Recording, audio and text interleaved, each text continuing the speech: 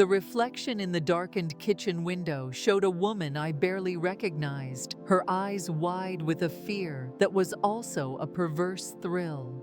One more step, a single breath in the wrong direction, and the carefully constructed life I knew would shatter.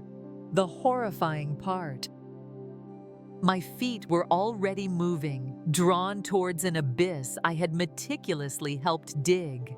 What happens when the person you should never desire becomes the only one you truly see? Welcome, courageous souls, to Forbidden Chapters, the place where unspoken desires and their devastating consequences are laid bare. Today, we journey with Amelia as she recounts a story that tore her world apart. Before we begin, if you've ever felt the pull of the forbidden or witnessed a secret that could unravel everything, let us know your initial thoughts in the comments below. Your voice matters here. Please support the telling of these difficult truths by giving this video a thumbs up, subscribing to our channel, and hitting that notification bell so you never miss these raw, unfiltered narratives. We are deeply grateful for your presence and wish you clarity as you listen. It began, as these cataclysms often do, on an utterly ordinary Sunday afternoon in our sun-drenched California suburb. The scent of jasmine from the neighbor's yard hung heavy in the air, a deceptive sweetness. I, Amelia, a woman of 47, was nursing a lukewarm cup of coffee when an unnerving stillness settled over the house. My husband, Marcus, was at the hospital, a dedicated surgeon whose weekend shifts were a familiar rhythm in our lives. The quiet was normal, yet today it felt different, charged, expectant. Faint sounds, almost like muffled heartbeats, drifted from upstairs. At first I dismissed them. Ethan, my 23-year-old stepson, was a master of solitary pursuits, often lost for hours in his room, headphones his constant companions. But a restless energy prodded me. We hadn't truly connected in months, the polite distance between stepmother and adult stepson stretching into a quiet chasm. Maybe he could use some company, a fresh coffee. With a second mug, I made my way upstairs, each tread on the polished wood feeling strangely significant. Ethan's door was ajar, a sliver of darkness against the bright hallway. My hand rose to knock, then faltered. A reckless impulse, a whisper of curiosity I would curse for eternity, made me peek. Just a glance. That was the lie I told myself. The sight punched the air from my lungs. Ethan sat on the edge of his bed, laptop glowing, illuminating a face flushed with something I couldn't immediately name. His hands moved with a swift, focused intensity. For one blessedly naive second, I thought, an action movie, a video game. Then I shifted, catching the reflection on the screen. My heart seized. Panic, cold and sharp, pierced through me. I should have turned, run, erased the image. But my feet were rooted, my gaze locked. He saw me. In an instant, his face went from flushed to a stark, horrified crimson. He fumbled, a strangled sound escaping him as he slammed the laptop shut, the sudden silence deafening. Our eyes met, a single, searing second of shared, abject mortification.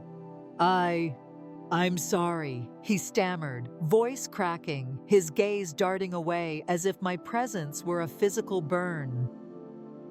I was frozen, lips parted, words stillborn. My mind, a chaotic storm. A strange, unwelcome heat flooded my system. A horrifying mix of acute embarrassment, profound confusion, and something else, something darker, a flicker of recognition.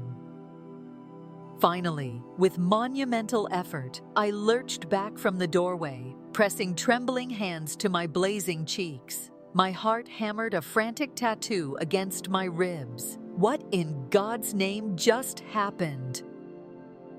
I mouthed to the empty air. Why hadn't I knocked?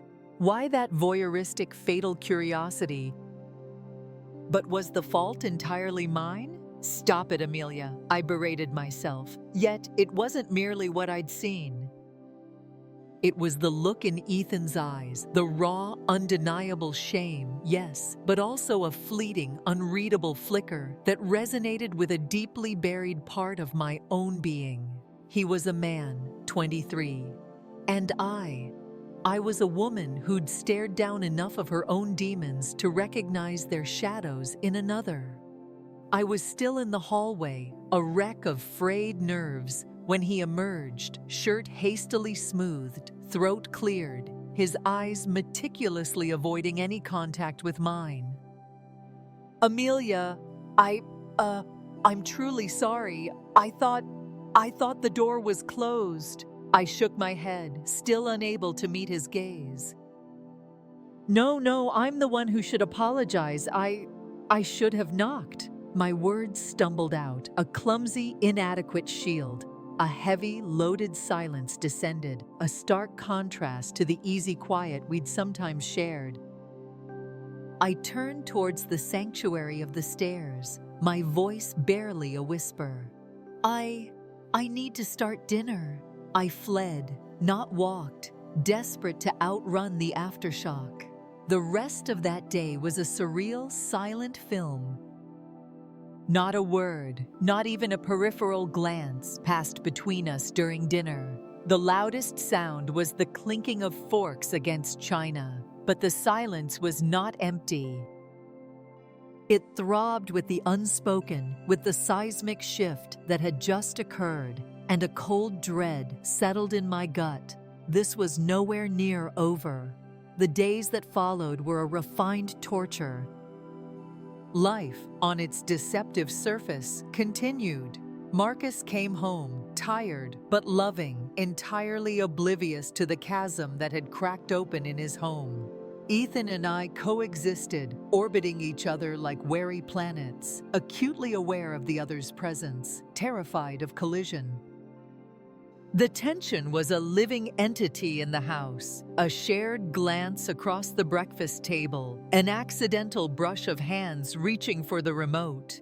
These mundane moments were now electrified, freighted with forbidden knowledge, and the worst of it, the obsessive, relentless replay in my mind, his flushed face, the shame, and that undeniable, terrifying current that now pulsed between us. Then, one quiet afternoon, sunlight streaming through the kitchen window as I feigned an interest in tidying, Ethan walked in. He paused by the doorway, a young man wrestling with an adult's burden. "Amelia," he began, his voice soft, yet imbued with a new seriousness. I turned slowly, hands slick with soap. "Yes?" He rubbed the back of his neck, his gaze exploring every corner of the kitchen except my face. "About the other day, I'm just incredibly embarrassed. I don't want things to be weird." Between us, I took a deep, steadying breath, trying to catalog the maelstrom inside me. "Ethan, believe me, I've had my share of cringeworthy moments. What happened? It's not the worst thing that can happen." I attempted a gentle smile, desperate to diffuse the charge in the air. I even found myself recounting a couple of my own long-buried, trivial humiliations. He managed a small, hesitant laugh, his shoulders visibly relaxed. For a fragile moment, the oppressive weight between us seemed to lift, an illusion. The unspoken still hung there, a storm gathering on the horizon. "So I guess we're even now, huh?" he ventured, a nervous chuckle escaping him. My brow furrowed. "Even?" His expression faltered. Panic flared in his eyes, bright and stark, as if he'd just uttered a sacrilege. "Ethan, what do you mean by that?" I asked, my voice dangerously quiet, a cold, unwelcome curiosity stirring despite myself. He swallowed hard, a telltale flush creeping up his neck. I've seen you like that before. My heart didn't just stop. It imploded. I stared, air trapped in my lungs, the question a strangled whisper. What? He couldn't meet my eyes, his fingers twisting the hem of his shirt. I never said anything. I was too embarrassed, too young maybe. But it stuck with me. I never forgot. A jolt, hot and visceral, shot through me. This wasn't an awkward attempt at leveling the field. His words weren't an olive branch. They were a lit match tossed into a powder keg, some invisible sacrosanct boundary, one I hadn't even consciously recognized, had just been obliterated. The air crackled, alive, the silence before the strike. He finally looked up, his eyes raw with a vulnerability that slammed into me, stealing my breath. And in that instant, a terrible, blinding clarity. This wasn't a conversation, it was a transgression. The line we'd carefully, unconsciously, tiptoed around for years hadn't just been crossed, it had been erased. Amelia and Ethan are now bound by a shared, dangerous secret, a secret that has irrevocably altered their dynamic. What do you think will happen next in this charged atmosphere? Can a line, once crossed in such a way, ever be redrawn? We invite you to share your predictions and feelings in the comments below. If this story is holding you captive, please let us know by liking this video. The journey into this forbidden territory is only just beginning, and your support encourages us to explore these difficult truths. From that day, everything was amplified. We found ourselves in shared spaces more often. Innocent moments on the surface, watching movies, him sprawled on one end of the sofa, me on the other. Late-night conversations over snacks when Marcus was on call. But even these were imbued with a new, perilous awareness. An arm stretched casually along the back of the couch, fingers brushing mine. An accidental touch of his leg against mine as we passed in the narrow hallway. Each instance, a spark. I told myself it was nothing, a figment of an overactive imagination. But every night, lying beside Marcus, feigning sleep, heart hammering against my ribs, I knew the truth. And it filled me with a terrifying, exhilarating dread. One night, sleep was a distant shore I couldn't reach. My thoughts, a relentless, forbidden loop, always led back to Ethan. This agonizing dance had to stop. I needed to erect a barrier, to say the words that would end this silent, dangerous escalation before it consumed us both. With a resolve that felt as fragile as spun glass, I slid from my bed, pulled on my silk robe, and padded down the darkened hallway towards his room. Just one conversation, I chanted internally. Clear the air, reestablish boundaries. His door, that cursed, treacherous door, ajar. Again, a silent, beckoning slit of light from his bedside lamp. I pushed it open further, a whisper of movement, and stepped inside, a trespasser in every sense of the word. He was asleep. Shirtless, the sculpted lines of his young chest rising and falling with an easy rhythm, sheets tangled low around his waist. His face, turned slightly towards me, was softer in sleep, the shadows of manhood not yet fully settled.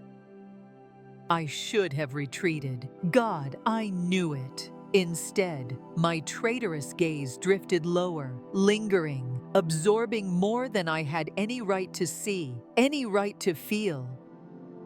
My breath hitched, my body froze, ensnared by a perilous cocktail of shock and a deeper, insidious yearning I dared not acknowledge. I swallowed against a dry throat, forcing myself to stumble back, hands trembling violently.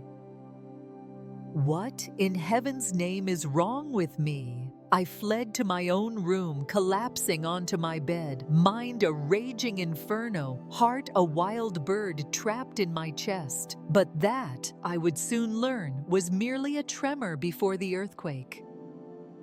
The following night, the foundations of my world crumbled. It was well past midnight when the distinct creak of the front door echoed through the silent house, followed by a muffled crash. Something heavy had fallen. I shot out of bed, a cold certainty gripping me. Ethan, and he wasn't just late, he was in trouble. I threw on a thin sweater, my bare feet silent on the cool wood as I rushed downstairs. He was swaying in the entrance hall, a lopsided, boyish grin splitting his face when he saw me. "Amelia? Is that really you?" He slurred, his voice unnervingly soft, almost childlike. I let out a sigh, a mixture of exasperation and a deeper, more complicated emotion as I grabbed his arm to steady him. "Ethan, you're a mess. You can't stay down here like this. Marcus is upstairs. You'll wake him." But Ethan wasn't listening. His eyes, glazed but focused, roamed slowly over my face, then down the length of my body, his expression shifting from dazed confusion to something far more potent, far more dangerous. "You know," he mumbled, a faint, almost tender smile playing on his lips. "You're really beautiful. Have you always been this beautiful? Or did I just never notice before?" The air hitched in my lungs. "Ethan," I said, my voice sharper than intended, a warning. "That's enough. Let's get you some coffee, try to sober you up." I led him into the kitchen, my hand on his arm, trying to ignore the heat that rushed to my cheeks, the way my pulse quickened. As I handed him a mug of hastily brewed coffee, his hands fumbled and it slipped, crashing onto the granite counter, dark liquid exploding everywhere. "Ethan!" I gasped, reaching instinctively to clean the mess, my hands moving with a frantic energy. He just sat there, watching me, that same soft, drunken, unnervingly perceptive smile playing on his lips. "Were you always this sweet to me?" he whispered, his gaze never leaving mine. This had to end now, before it spiraled into an irretrievable disaster. "Come on," I said firmly, slipping my arm through his, pulling him to his feet. "We're going upstairs. You need to sleep this off." His steps were heavy, uncoordinated, as I guided him back to his room. When we reached his bed, he sank onto it and fumbled with the buttons of his shirt, his drunken fingers clumsy. Without a conscious thought, I knelt before him, reaching for them. My fingers brushed against his warm skin as I slowly, methodically undid each button, the tension in the small room becoming a thick, suffocating blanket. When I finally looked up, Ethan's eyes, dark and unreadable, were locked on mine. "I'm not playing this game anymore, Amelia," he murmured, his voice suddenly low and steady, the alcoholic haze momentarily receding. I swallowed, my heart hammering against my ribs. "What game are you talking about?"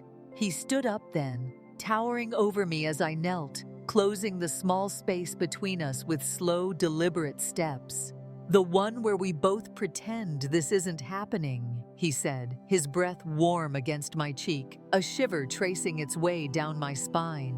"I know you think about me before you fall asleep, Amelia. Just like I think about you." I took a shaky step back, my retreat halted by the unyielding wall behind me. My voice was a mere whisper. "Ethan, this isn't right." He gave me a small, knowing, devastatingly sad smile. "We crossed that line a long, long time ago, Amelia. You just haven't let yourself admit it yet." Before I could conjure a protest, a defense, any word at all, his hand reached up, fingers brushing gently, tentatively along my jawline. And then, just like that, his lips found mine. Searching, hesitant at first, then with a desperate, undeniable hunger. And I didn't pull away. Not because I was trapped, not because I couldn't, but because, in that moment of cataclysmic honesty, I didn't want to. That single kiss shattered every last defense I had meticulously constructed. In that instant, the weight of years spent adhering to rules, living a life of careful, quiet desperation, evaporated like mist in a harsh sun. The feel of his lips against mine, the unexpected softness, the warmth of his breath, the way his hands hovered, uncertain, before gently, so gently resting at my waist. It all converged into an irresistible, terrifying force.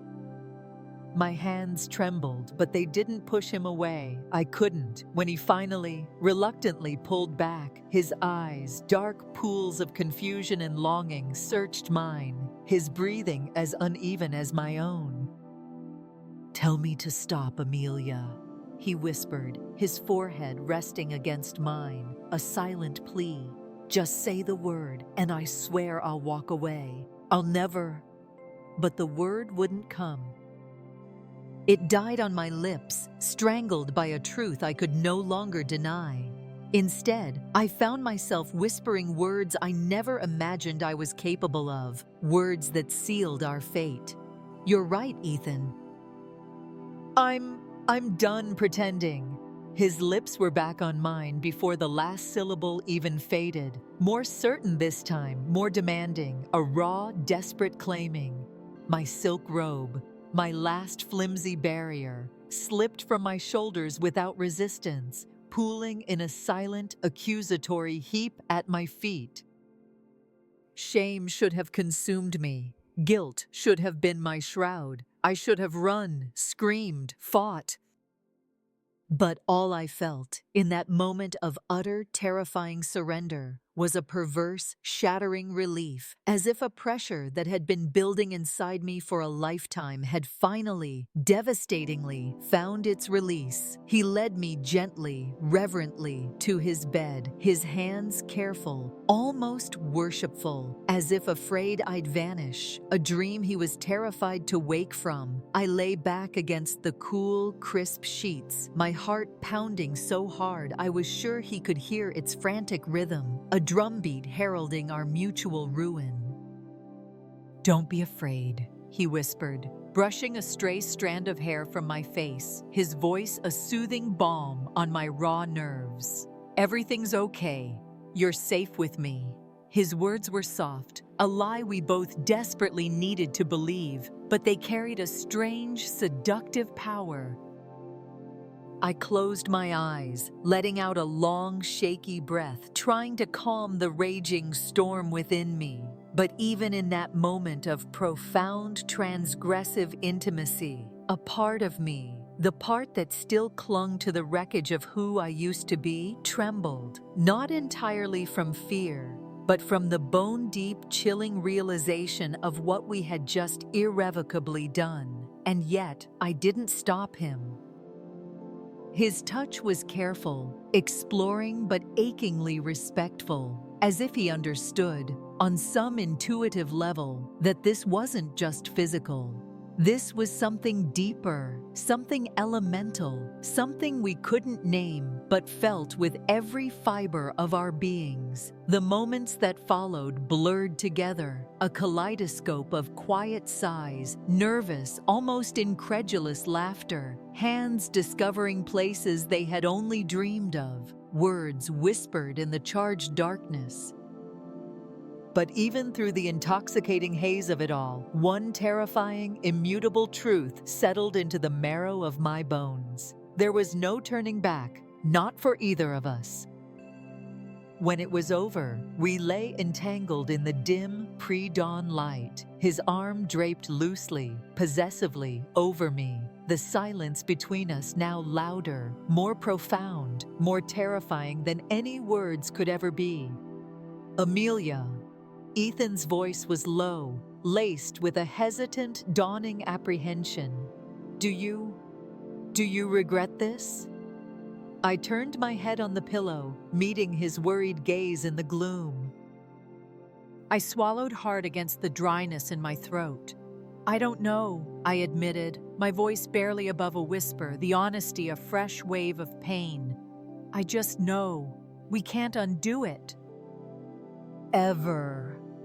He nodded slowly, his fingers tracing slow, absent-minded circles on my bare arm, the simple touch sending a fresh shiver through me.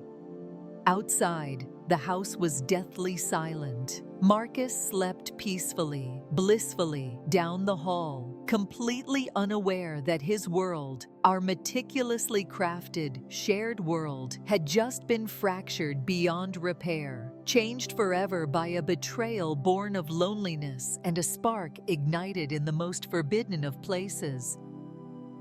And as I finally closed my eyes, utterly exhausted, overwhelmed, and hollowed out, one thought echoed through the desolate chambers of my mind. This wasn't the end of a mistake. This was only the very beginning of its devastating consequences. Morning light, cold and unforgiving, sliced through the blinds, painting stark stripes across the room, across the tangled sheets, across the undeniable evidence of our shared transgression. I woke with a violent start, my heart instantly racing, a cold dread coiling in my stomach before I even dared to open my eyes. And when I did, reality, harsh and brutal, hit me like a physical blow. Ethan was still beside me, his breathing slow and even in sleep, one arm flung out lazily across the space where I had lain, his face peaceful, almost boyish, but mine, I knew, would reflect a storm of burgeoning panic and a regret so profound it threatened to suffocate me. What have I done? Oh, dear God, what have I done? Carefully, stealthily, I slid out of his bed, my bare feet shockingly cold against the wooden floor.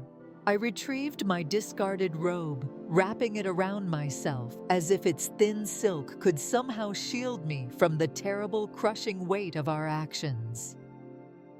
Downstairs, in the sterile quiet of the kitchen, I stood gripping the edge of the counter, the cool stone a stark contrast to the fever raging within me, trying to make sense of the senseless. But no amount of frantic reasoning, no desperate bargaining with a silent God could alter the irrevocable truth. I'd crossed a line.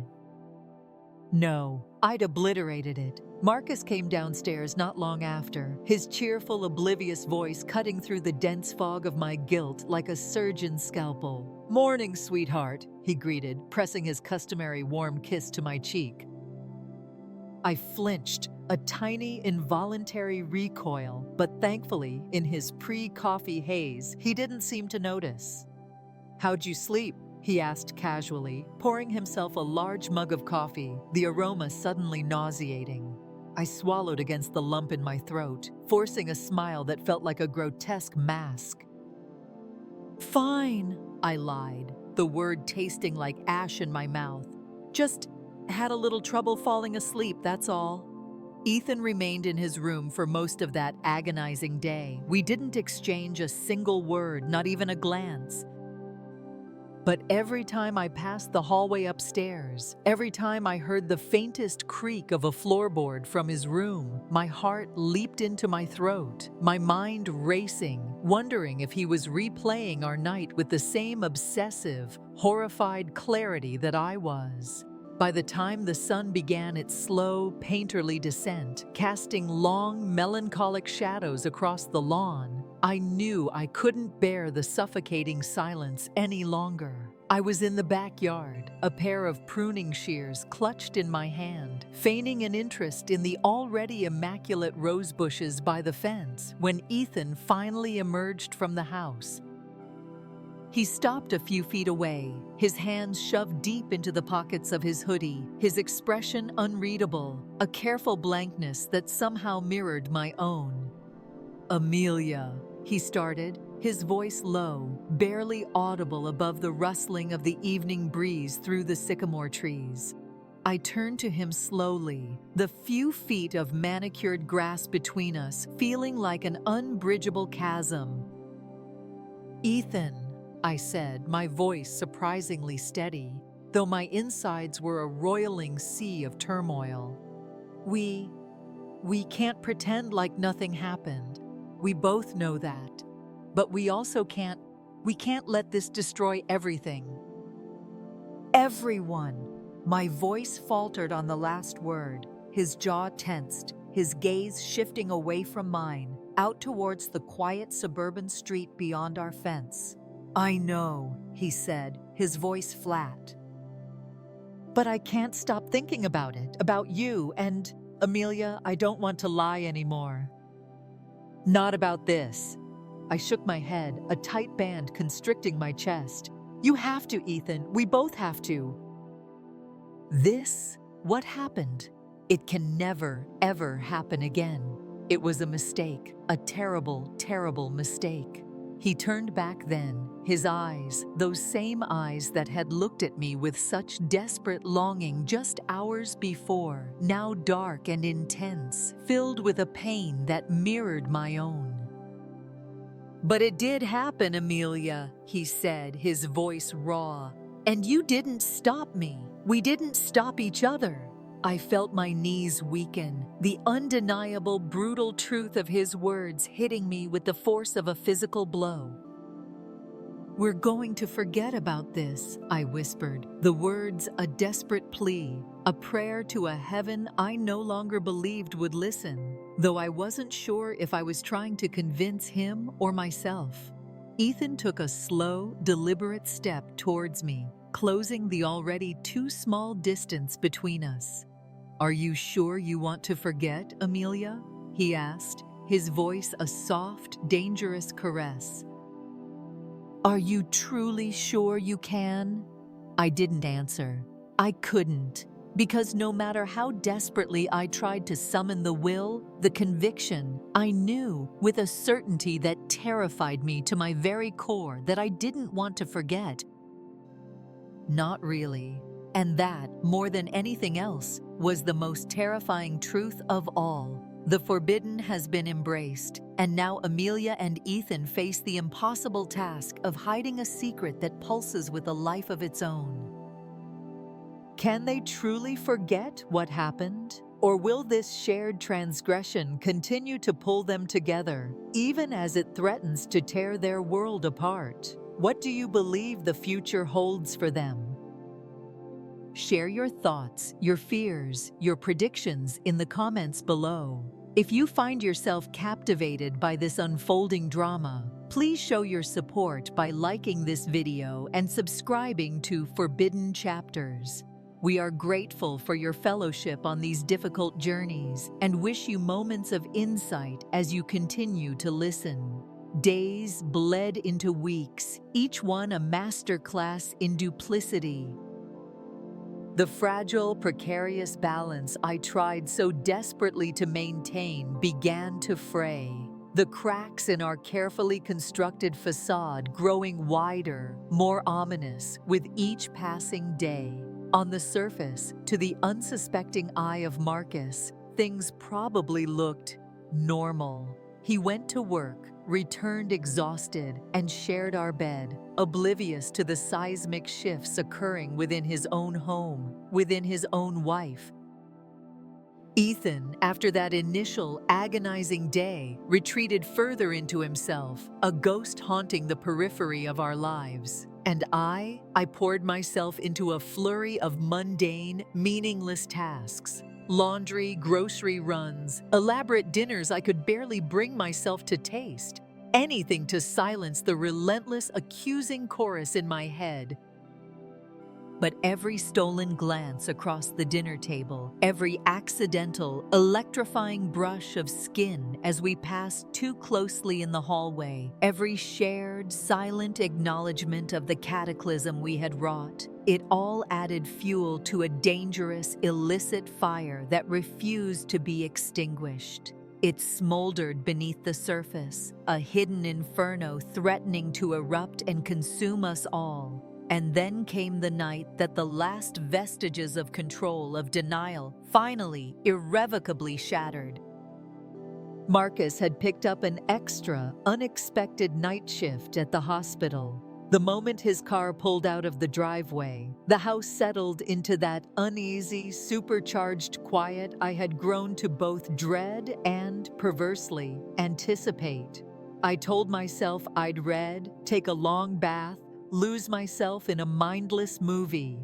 Anything to avoid the inevitable gravitational pull towards Ethan's room, towards the precipice we had already tumbled over.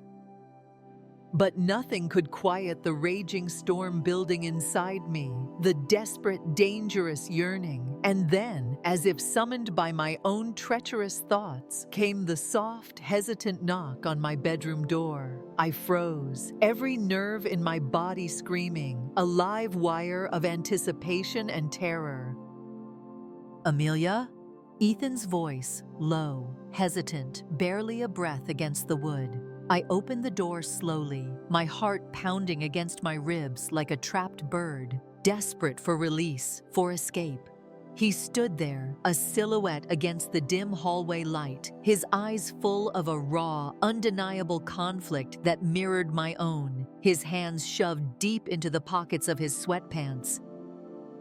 I can't keep doing this, Amelia," he rasped, his voice thick with unshed emotion. "Pretending like nothing's there between us." I swallowed hard against the sudden tightness in my throat. "Ethan, we can't." But before I could finish the futile protest, he closed the small space between us in a single, decisive step. His hands, surprisingly gentle, came up to frame my face, his forehead resting against mine, a gesture of such profound, desperate intimacy, it stole the breath from my lungs. "Tell me you don't feel it too, Amelia," he pleaded, his voice a raw whisper against my skin. "Just tell me that, just once, and I swear, I'll leave you alone forever. I'll walk away." My carefully constructed resolve, my desperate attempts at self-preservation, crumbled into dust in that single, heart-stopping breath. The fight went out of me, replaced by a wave of desolate, undeniable truth. I can't say that, Ethan," I whispered, tears I hadn't even realized were forming burning hot behind my eyelids, then spilling over. "I can't." That was all it took. That was everything. This time there was no hesitation, no careful, agonizing consideration of right and wrong. There was only this desperate, mutual need. His lips found mine again, not with the tentative exploration of before, but with a raw, undeniable certainty, a claiming. And I surrendered, completely, utterly. The dam hadn't just broken, it had been obliterated, washed away in a torrent of forbidden passion. We moved through the silent, darkened house like shadows, like ghosts haunting the scenes of our own future ruin. Silent but desperate, every touch a spark, every breath a shared secret, careful not to make a sound that would wake the sleeping guilt, the looming specter of Marcus. His hands explored with a new heartbreaking familiarity, and mine, devoid of all resistance, welcomed him, clung to him, without restraint. In those stolen, incandescent moments, nothing else existed. Not the vows I was shattering, not the marriage I was betraying, not the catastrophic consequences that loomed, sharp and menacing, just beyond the fragile horizon of that night. It was just us, adrift in a storm of our own making, a storm we no longer had the will or the desire to stop. Afterward, as we lay entangled in the pre-dawn gloom of my bedroom, the room I shared with my husband, the crushing reality of what we had done, what we were continuing to do, began to descend, heavy and suffocating. Ethan broke the fragile silence first, his voice soft against my hair, yet his words were like shards of glass. "We can't keep this hidden forever, Amelia. You know that, right? Eventually." "I know," I whispered, my throat tight with unshed tears, with a grief for a life already lost. And as the first pale, accusatory light of dawn crept into the room, painting our entwined bodies in hues of gray, I realized the inevitable, terrifying truth. This wasn't a story that could end with stolen nights and whispered, desperate promises. This was a story that was hurtling towards an explosion, lives destined to be torn apart, truths fated to be exposed with brutal, unforgiving clarity, with nothing, absolutely nothing left standing when the dust finally, inevitably settled. Because Marcus would find out, it wasn't a question of if, but when. And when he did, the life I knew, the life we all, in our own deluded ways, had known would be over. Utterly and irrevocably over. The when, as it turned out, was sooner than I could have ever braced myself for. It was a Saturday, less than 2 weeks after that second, definitive night. Marcus was home, pottering in the garage. Ethan was out. I was in the kitchen staring blankly at a grocery list when Marcus walked in, an odd expression on his face. He was holding my tablet, the one I occasionally used for recipes, the one I'd carelessly left on the living room sofa. "Amelia," he began, his voice unnervingly calm. "I was looking for that article on... well, it doesn't matter. The screen was unlocked." There was a new message notification. He paused, and my blood turned to ice. From Ethan. He held up the tablet. My chat with Ethan. Not just one message, several. Exchanges filled with coded words, with shared anxieties, with the raw, undeniable evidence of our affair. Words that, out of context, might have been ambiguous, but together, they were a confession. He didn't shout, he didn't rage. The quiet devastation in his eyes was 1,000 times worse. "Tell me this isn't what it looks like, Amelia," he whispered, his voice hoarse, his face a mask of disbelief and a dawning, unbearable pain. And in that moment, under the weight of his gaze, the lies finally ran out. The charade was over. The silence in the kitchen was absolute, broken only by the sound of my own heart shattering. I couldn't speak. I could only watch as the man I had vowed to love, honor, and cherish, the man whose trust I had systematically, devastatingly betrayed, began to truly understand the depth of what his wife and his son had done. The storm had arrived, and it was far more destructive than I had ever dared to imagine. The devastating discovery has been made. The betrayal is laid bare. Amelia, Marcus, and Ethan are now standing in the ruins of their lives. There are no easy paths forward from this point, only the agonizing reckoning with choices made and trust irrevocably broken. What do you think is the most profound lesson to be drawn from this family's tragedy? How does one even begin to pick up the pieces after such a betrayal? We invite you to share your compassionate insights in the comments below.